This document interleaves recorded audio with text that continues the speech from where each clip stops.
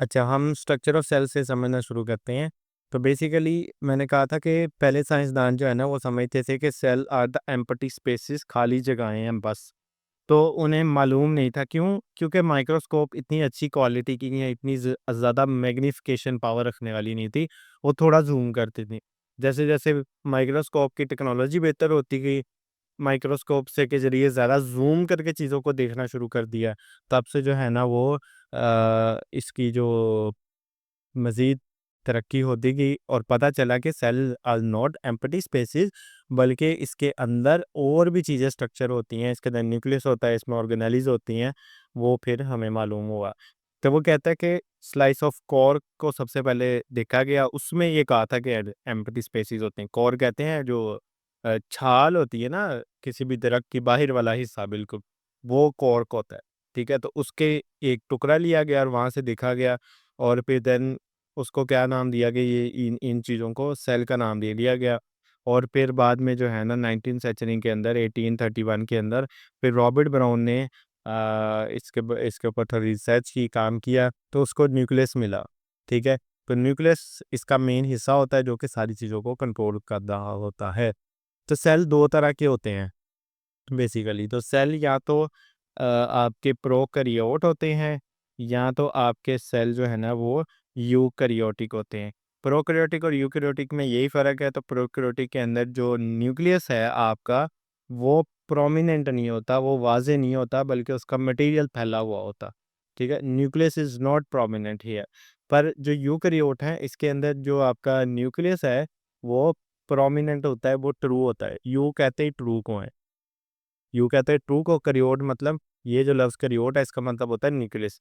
तो प्रोकैरियोट में न्यूक्लियस सही नहीं होता या प्रोमिनेंट नहीं होता। यूकैरियोट में न्यूक्लियस क्या होता है? ट्रू होता है, प्रोमिनेंट होता है। और इसमें वो मल्टीपल मेम्ब्रेन बाउंडेड ऑर्गेनेलीज़ होती हैं, यूकैरियोट में, प्रोकैरियोटिक में नहीं होती। ये ज़्यादा सिंपल होते हैं और ये ज़्यादा कॉम्प्लेक्स होते हैं। ठीक है? उसके बाद आपका आ जाता है सेल वॉल। तो सेल वॉल इज़, जैसे दीवार है ना आपकी, तो सेल वॉल जो है ना वो सेल की दीवार है। एक तो सेल मेम्ब्रेन है, उसने क्या किया होता है, सेल को की चीज़ों को इकट्ठा करके रखा होता है। क्योंकि इसके अंदर साइटोप्लाज़्म भी है, इसमें और ऑर्गेनेलिज़्म भी हैं, इसमें न्यूक्लियस भी है, इसमें गोल्गी एपैरेटस भी है, इसमें एंडोप्लाज़्मिक रेटिकुलम भी है। तो इतनी सारी चीज़ें जो हैं, अगर उसकी कोई दीवार ही नहीं होगी, वो हदूद ही नहीं होगी, वो तो फैल जाएँगी हर जगह पर। तो ऐसा होने से बचाने के लिए सेल मेम्ब्रेन क्या होता है, इसके इर्द-गिर्द इसको रोके रखता है। इस सेल मेम्ब्रेन को और मज़बूत करने के लिए इसके बाहर एक और लेयर होती है जो कि नॉन लिविंग होती है। इसमें कोई जानदार की चीज़, जानदार नहीं होता ये, लिविंग नहीं होता, ये नॉन लिविंग होता है, लेकिन रिजिड होता है, सख्त होता है, मजबूत होती है। तो इस लेयर को हम क्या कहते हैं? सेल वॉल कहते हैं। क्या कहते हैं? सेल वॉल कहते हैं। सेल वॉल असल में मजबूती भी दे रहा होता है और उसकी शक्ल को भी मेंटेन कर रहा होता है। और सेल वॉल होता आपके फंजाई में है, प्लांट्स में है।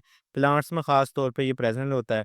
क्यों? क्योंकि प्लांट्स के सेल ना फूलते हैं, टर्जीट होते हैं, फूलते हैं, वो पानी ना अपने अंदर ज़ब्त कर लेते हैं सेल, तो जिससे वो फूल जाते हैं। अगर सिंपल सेल मेम्ब्रेन हो तो वो फट जाएँगे।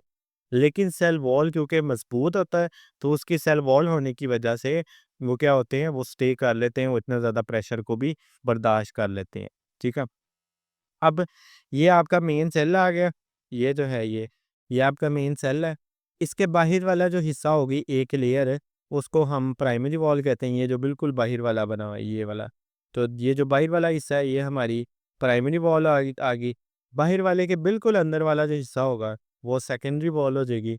और 2 प्राइमरी के दरमियान, ये प्राइमरी और दूसरे सेल की प्राइमरी के दरमियान जो है ना, जो लेयर मौजूद होगी, मतलब एक प्राइमरी है, इसके बाहर जो एक सेल इधर का प्राइमरी और उधर का, दोनों सेल के जो है ना उसके दरमियान में, या आसान कह लो 2 सेल के दरमियान में जो जगह होगी ना, उसको हम मिडल लैमेला कहते हैं। क्या कहते हैं?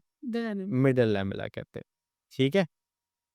तो ये 3 चीज़ें हैं। प्राइमरी सेल वॉल है जो बाहर होती है, सेकेंडरी जो प्राइमरी के अंदर होती है, और मिडल लैमेला जो 2 प्राइमरी के दरमियान होती है। क्लियर है? अच्छा, तो ये जो अंदर वाला, जो सेल का अंदर वाला हिस्सा होता है ना, इसको प्रोटोप्लाज़्म कहते हैं। क्या कहते हैं? प्रोटोप्लाज्म। तो ये असल में प्रोटोप्लाज्म को मेंटेन करके रख रहा होता है, उसको संभाल रहा होता है, उसको मजबूती प्रोवाइड कर रहा होता है। तो प्राइमरी वॉल उसने वही बता दिया कि सेल मेम्ब्रेन से बिल्कुल बिल्कुल बाहर होती है। यह सेलुलोज वगैरह की या हेमी सेलुलोज या पैक्टिनियम मटेरियल के नाम है, इससे बनी होती है। सेलुलोज जो है ना, उसने धागे बनाए होते हैं ऐसे, ये ऐसे, ये धागे, ठीक है। वो धागे बना के जो है ना, उसको मजबूती दे रहा होता है। इन्हें क्रिस क्रॉस, क्रिस क्रॉस कहते ही इसी मेथड को, कि एक ऐसे गुजर रहा है, एक ऐसे गुजर रहा है, ठीक है। तो ये क्रिस क्रॉस बना रहा है ये। तो इस मेथड से ये जुड़े होते हैं। और मिडल लैमेला क्या करता है, दो प्राइमरी वॉल को जोड़ता है, एडजेसेंट मतलब साथ साथ सेल के। और ये मैग्नीशियम, कैल्शियम, पेक्टिन वगैरह का बना होता है। और जाइलम सेल, वो कहता है कि जो जाइलम सेल है वो सेकेंडरी वॉल बना रहे होते हैं, और ये प्राइमरी वॉल के अंदर होते हैं, ठीक है। और ये किसके बने होते हैं, सेलुलोज, लिग्निन या और की और केमिकल्स के। और एल्गी के अंदर कहता है सेल वॉल सेलुलोज की बनी होती है। प्रोकैरियोट में पेप्टिडोग्लिकन की बनी होती है। फंजाई में जो है ना वो काइटिन की बनी होती है। ये आपको याद करना है, these are very important points for the MCQs, कि किसमें क्या, एलजी में सेलुलोज, प्रोकैरियोट में पेप्टिडोग्लिकन, और आपके जो फंजाई होते हैं उसके अंदर काइटिन का वर्क, ठीक है जी। अच्छा, प्लाज्मोडेस्माटा ये भी देख लो। ये प्लाज्मोडेस्माटा ना एक ऐसी जगह होती है सेल्स के दरमियान, या ऐसी चैनल कह लो या ऐसा रास्ता कह लो, जो कि एक सेल को दूसरे सेल से जोड़ रहा होता है। तो यहाँ से मटेरियल फ्लो करके जा रहा होता है। ये ज़्यादातर वो जब जाइलम वगैरह का वर्किंग पढ़ोगे ना, वहाँ पर ये इसका समझ आएगा आपको। तो दो सेल के दरमियान का रास्ता जो कि फ्लूइड को या चीज़ों को एक सेल से दूसरी सेल से गुजार के लेके जा रहा होगा, वो क्या होता है, प्लाज्मोडेस्माटा होता है। अच्छा, सेल मेम्ब्रेन आपके थीम इलास्टिक होता है, और जो है ना ये साइटोप्लाज्म, मैंने आपको कहा सेल के जो एग्जैक्टली बाहर जो एक लेयर होगी जिसने उसको प्रोटेक्ट करके रखा होगा या सारी चीज़ों को होल्ड करके रखा होगा, वो आपकी क्या होती है, सेल मेम्ब्रेन होती है। और सेल मेम्ब्रेन थोड़ा इलास्टिक मतलब थोड़ा, अगर इस पे सेल में ज़रा प्रेशर भी क्रिएट हो तो वो फट नहीं जाएगी, वह सख्त हो। हालांकि सेल वॉल रिजिड थी, सख्त थी, लेकिन ये सख्त नहीं है, ये थोड़ा इलास्टिक है। अच्छा, सिलेक्टिवली मेम्ब्रेन का मतलब ये है कि ये कुछ चीज़ों को जाने की इजाज़त देता है और कुछ चीज़ों को जाने की इजाज़त है नहीं देता। कुछ चीज़ें चले जाएँगी, कुछ रोक लेगा वो। वो भी एक पूरा प्रोसेस है। सेल मेम्ब्रेन जो है ये ज़्यादातर प्रोटीन और लिपिड्स का बना होता है। इसका एक मॉडल है फ्लूइड मोज़ेक मॉडल। तो फ्लूइड मोज़ेक मॉडल के अंदर क्या है कि आपके जो लिपिड्स हैं वो, उसने एक लेयर बनाई होती है, थोड़ा रफ ही बना रहा हूँ मैं। लिपिड्स ने लेयर बनाई होती है, और उन लिपिड की लेयर के अंदर एम्बेडेड होते हैं प्रोटीन के मॉलिक्यूल। लिपिड की लेयर के अंदर प्रोटीन के मॉलिक्यूल एम्बेडेड फंसे दसे हुए होते हैं। तो इस मॉडल को हम फ्लूइड मोज़ेक मॉडल कहते हैं। यहाँ बनी भी होगी आपकी डायग्राम। हाँ, ये देखो। तो लिपिड बाय लेयर होता है, ऊपर नीचे ये लिप जो है ना वो लिपिड के ये दो पोर्शन होते हैं, हाइड्रोफोबिक और हाइड्रोफिलिक। ये दो लेयर्स हैं इसकी ना। एक ये देखो, एक ये ऐसे ही ये बना हुआ है, और एक इसकी टांगें निकली हुई हैं, ठीक है। दोनों का अलग-अलग काम है, खैर। तो ये लिपिड की ऐसे दो लेयर होती हैं, एक ऊपर एक नीचे, और इसके अंदर जगह-जगह पर प्रोटीन धंसे हुई होती, ठीक है। तो इस मॉडल को हम कहते हैं फ्लूइड मोज़ेक मॉडल।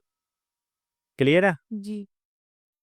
अच्छा, इसके अंदर जो है ना वो कहता है कि कार्बोहाइड्रेट भी जुड़े होते हैं प्रोटीन के साथ, ताकि वो ग्लाइकोप्रोटीन बनाए। अगर कार्बोहाइड्रेट्स और प्रोटीन आपस में जुड़ जाएं तो ये बनाते हैं ग्लाइकोलिपिड, ग्लाइकोप्रोटीन। हाँ, ग्लाइकोप्रोटीन। और अगर आपके कार्बोहाइड्रेट्स और लिपिड्स आपस में मिलें तो आप वो बनते हैं ग्लाइकोलिपिड। अब मैंने ग्लाइको क्यों नाम दिया, क्योंकि सिंपलेस्ट कार्बोहाइड्रेट इज ग्लूकोज, ठीक है। तो ग्लूकोज से ग्लाइको, और आगे प्रोटीन है तो ग्लाइकोप्रोटीन, और लिपिड है तो ग्लाइकोलिपिड, ठीक है। तो इस वजह से हम इसको ग्लाइको नाम देते हैं। और इसके अंदर काफ़ी सारी ऑर्गेनेल्स ठहरी हुई होती हैं, जैसे यूकेरियोटिक सेल में कहता है, क्योंकि यूकेरियोटिक के अंदर मेम्ब्रेन्स बाउंडेड ऑर्गेनेल्स होती हैं, ऑर्गेनेल्स वाजी होती हैं, उसको समझना अंडरस्टैंड करना आसान होता है। तो जैसे mitochondria, chloroplast, Golgi plates, endoplasmic reticulum, lysosomes, ये मेम्ब्रेन मेम्ब्रेन बाउंडेड ऑर्गेनेल मतलब इसकी अपनी एक मेम्ब्रेन होती है इन ऑर्गेनेल्स की। खैर ये हम आगे पढ़ेंगे भी। तो ये हमारा आ गया सिंपलेस्ट एक फ्लूइड मोज़ेक मॉडल। उसके बाद है साइटोप्लाज्म। तो साइटोप्लाज्म एक जेली लाइक मटेरियल है जो कि सेल का एक मेन फ्लूइड वाला हिस्सा होता है, लिक्विड वाला हिस्सा होता है। तो लिक्विड इसके अंदर जो है ना आपका फिर जितना भी लिक्विड होता है ना जो फिर रहा होता है सेल के अंदर, वो आपका साइटोप्लाज्म होता है। ये कॉम्प्लेक्स मिक्सचर होता है, क्या-क्या कुछ होता है इसमें, वाटर होती है, प्रोटीन होती है, एंजाइम्स वगैरह होते हैं, सॉल्ट्स वगैरह होते हैं और सब्सटेंस हो सकते हैं। ये एक रास्ता देता है ताकि चीज़ें एक जगह से दूसरी जगह मूव कर सकें, केमिकल रिएक्शंस हो सकें और जो है ना और इस तरह के मल्टीपल काम हो सकें। अब आपको पता है ऑलमोस्ट रिएक्शन जो है ना वो एक्वस मीडियम के अंदर होते हैं। ऑलमोस्ट रिएक्शन एक्वस मीडियम के अंदर होते हैं। तो वो एक्वस मीडियम कौन प्रोवाइड कर रहा होता है? साइटोप्लाज्म कर रहा होता है। एक्वस मीडियम मीन के जिसके अंदर पानी हो और इस तरह की लिक्विड वाली चीज़ हो, ठीक है? पानी अच्छा, जैसा कि वो कहता है कि ग्लाइकोलाइसिस, तो ग्लाइकोलाइसिस आपका एक ऐसा प्रोसेस है जिसके अंदर ग्लूकोज़ टूटता है, ब्रेकडाउन होती है इसकी और इस तरह की और भी चीज़ें जो हैं प्रोसेसेस वगैरह जैसे फूड को स्टोर करना, जैसे वेस्ट मटेरियल को जो है ना वो अपने सेल के अंदर स्टोर करके रखना। अच्छा, साइटोसोल किसे कहते हैं ये भी चीज़ ज़रूरी है समझने के लिए। तो साइटोसोल आपका वो लिक्विड वाला हिस्सा है जिसके अंदर और मल्टीपल चीज़ें होती हैं, स्मॉल पार्टिकल्स होते हैं जैसे राइबोसोम्स वगैरह, लेकिन इसके अंदर ऑर्गेनेल्स नहीं होती हैं। साइटोसोल स्पेसिफिकली आप ये कह सकते हो फ्लूइड और सॉल्ट्स, ये वाला हिस्सा होता है साइटोसोल, थिक सा गाढ़ा सा होता है और ये स्पेसिफिकली हिस्सा जहाँ पर लिक्विड हो और थोड़े बहुत सॉल्ट्स हों वो साइटोसोल है और ऑर्गेनेल्स वगैरह इसमें एग्जिस्ट नहीं करते हैं। ठीक है? अच्छा, एक चीज़ अंडरस्टैंड कर लो कि लिपिड जो बाइलेयर होती है ना उसके दरमियान जगह-जगह पर कोलेस्ट्रॉल के मॉलिक्यूल होते हैं, कोलेस्ट्रॉल के। इसका काम ये होता है कि ये जो लिपिड बाइलेयर है ना इसको होल्ड करके रखे। ये कहीं टूट ना जाए, टूट-फूट का शिकार ना हो जाए। तो जगह-जगह पर ना कोलेस्ट्रॉल के मॉलिक्यूल्स अटैच हुए होते हैं, जिसका काम होता है लिपिड बाइलेयर को होल्ड करके रखना। ये काम